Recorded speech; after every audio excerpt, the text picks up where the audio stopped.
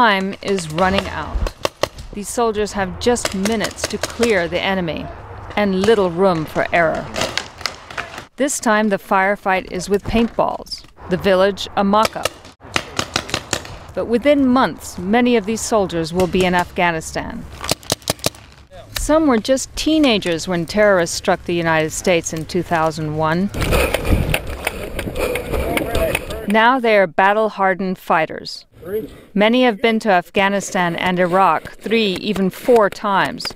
Captain Brian Peterson is getting them ready to go back again.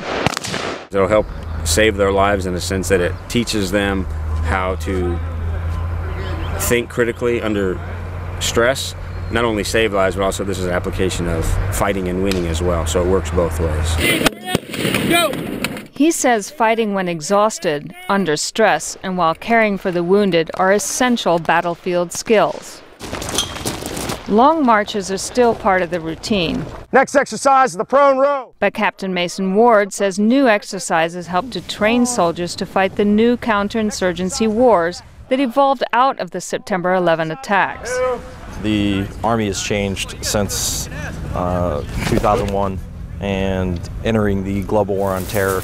Our operations tempo has changed dramatically. Sergeant Salvador Irizarry has been to Afghanistan. He knows that pushing himself and teamwork are key to survival. Slide down the road. Walking up mountains is extremely tough physically unless you have endurance and stamina to do it. Patrolling constantly with a ruck on your back takes a lot of effort. All right, let's go. You're good. It is a whole new fight for the U.S. Army. The focus now is on counterterrorism, counterinsurgency, and combating multiple threats. You guys are doing a great job. Stryker Brigade Commander Colonel Barry Huggins has led troops in Iraq and could soon be leading them in Afghanistan. We've got to maintain the flexibility, strategic flexibility, I think, to make sure we can respond to other threats as they emerge. We've got Borne 1-3 on station. It's a fight against an invisible enemy, often hiding among civilians. Soldiers find themselves trying to fight and win a war without alienating the local population. Our identity cannot be that of just a destroyer, someone whose sole utility and sole function is to break things and destroy things. We have to understand that we're protectors.